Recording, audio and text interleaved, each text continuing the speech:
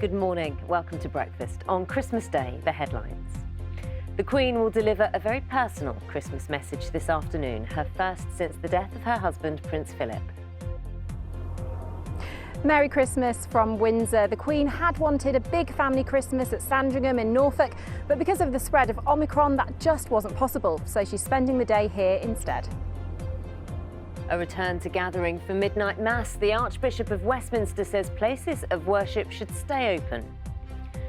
Within hours, a telescope that will delve deeper into the universe than ever before will be launched into orbit. And breakfast regulars Hughie and Freddie find out how the money they've raised is bringing Christmas cheer to children in hospital. And whilst it will remain a dream for another year for many of us, for one or two, it's already a white Christmas and there is still more snow in the forecast. Join me for all the details here on your Christmas Day breakfast.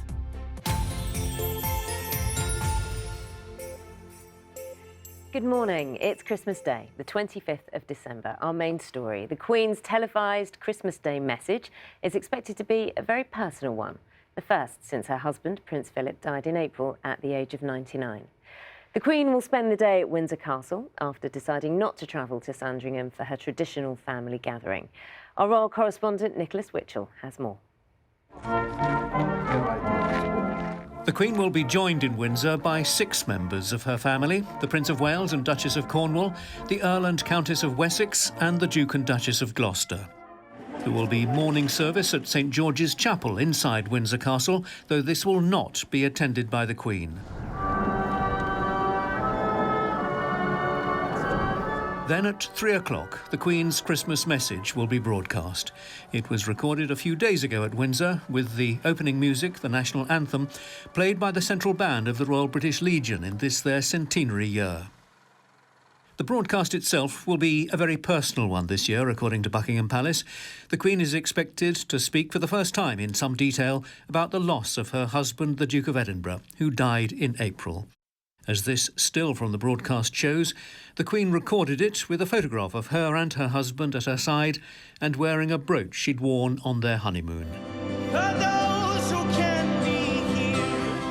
The Cambridges won't be at Windsor. Last night a recording of their carol concert at Westminster Abbey was shown on ITV.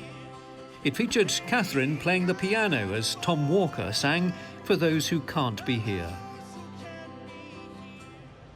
Today, William and Catherine will be with their children at their home, Anmer Hall in Norfolk.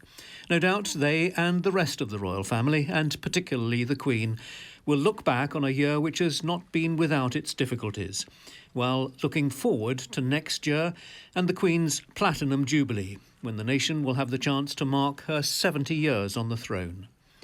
Nichols, BBC News. Now, our reporter Charlotte Gallagher is at Windsor Castle for us this morning. Happy Christmas, Charlotte. I think for many, the Queen's Christmas, like many, the Queen's Christmas is going to be very different from what was originally planned. Indeed. Merry Christmas, Naga, from here at Windsor. It's very cold. There's a few brave joggers out already, but it's completely different from Sandringham, where she usually has her big family Christmas, because even at this time, you would have people queuing up to see the royal family. It's part of their tradition. Families, couples come to the estate to see them. So it's a very different feel and tone for this year. There's no question that the Queen did want to have this big Christmas at Sandringham, but the decision was made last week to cancel it because of the spread of Omicron, so she's spending it here instead.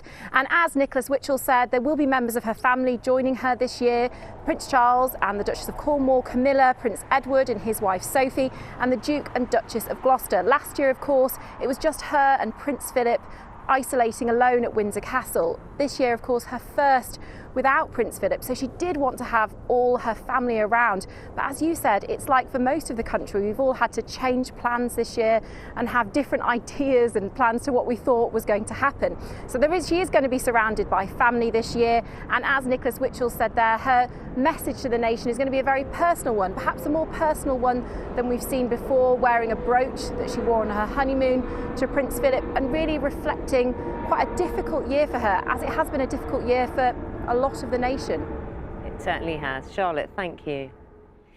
As people gathered for last night's midnight mass, the head of the Roman Catholic Church in England and Wales urged the government not to bring back restrictions on churches to combat COVID.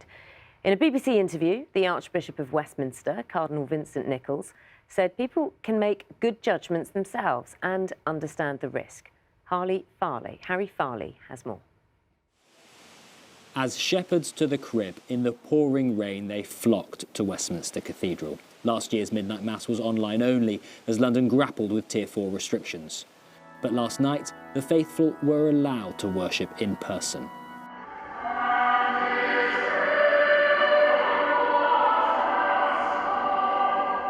We're living in a time of real vulnerability.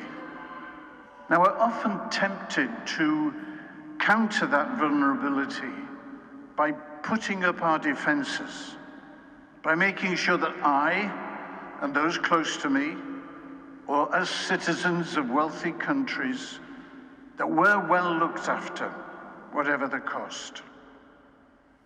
But here is the Christ child, so vulnerable himself. He asks us to think again. After a packed service, Cardinal Nichols warned against further restrictions on churches. The people of this country have shown that they can make good judgments themselves. And I think we're at that point of saying we understand the risks, we know what we should do. Most people are sensible and cautious. We don't need stronger impositions to teach us what to do. Many services, including this one, will be streamed online. Later today, Pope Francis will deliver his Christmas blessing to a live audience outside St. Peter's Basilica in Rome. In Canterbury, Justin Welby is expected to call for compassion for migrants crossing the Channel. And here in Westminster, an appeal against further COVID restrictions. Harry Farley, BBC News. Now, many people around the UK will be taking rapid lateral flow tests in order to be able to celebrate with their loved ones. This comes as more than 122,000 COVID cases were reported yesterday, a new record for positive cases on a single day. Meanwhile, people in England can get their booster jab today. Sites are going to remain open in at least 8 locations, including London, Manchester, Swindon and Eastbourne.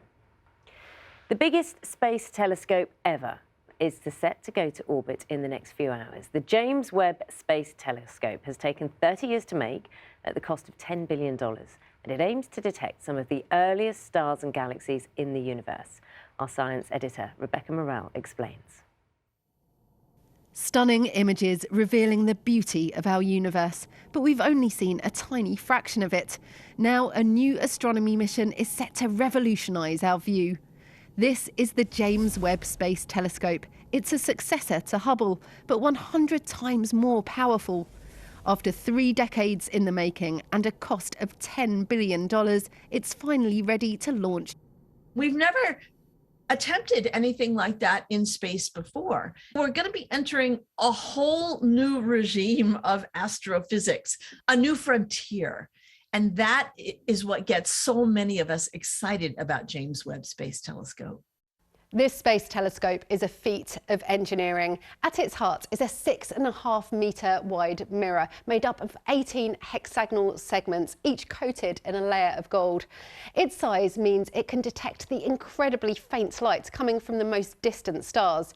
It also has a huge sun shield about the size of a tennis court. It's made up of 5 layers, each as thin as a human hair. And this protects the telescope from the heat and light of the sun.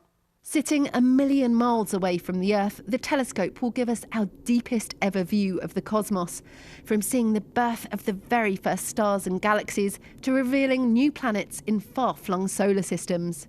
What excites me is making discoveries, things we haven't thought about. And there's a whole history of astronomy that shows how, when we've looked at the new universe in a new way, we discover things we hadn't thought about, and there's something really exciting about doing that. So the light from the telescope comes in down at the bottom here. You can see a red cover covering the entrance aperture.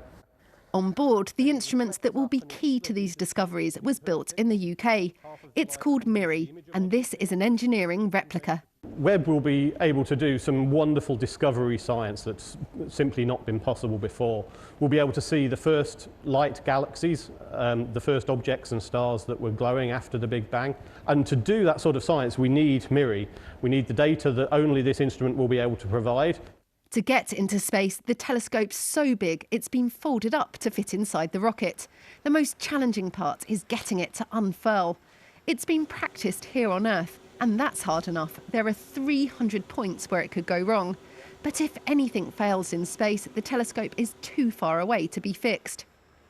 This is the biggest and most ambitious space telescope ever built. Now its mission is almost ready to begin.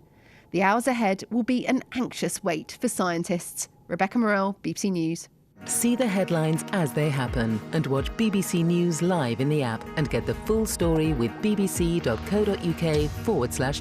Follow the story for all the latest with BBC News.